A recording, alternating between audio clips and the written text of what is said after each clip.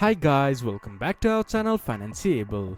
Today in this video I'm going to show you how to check your balance in MetaTrader 5. To do so, follow some simple steps with me. First of all, open your MetaTrader 5 application, then log into your account. Then this type of interface will appear in your screen.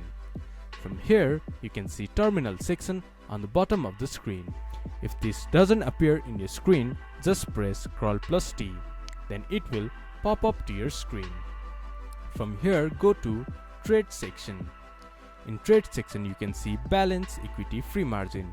From here, you can see your balance of MetaTrader 5 account. This is how you can check balance of your MetaTrader 5 account.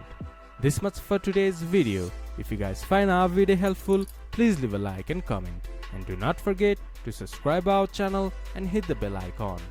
I'll see you guys again in our next video. Thank you for watching.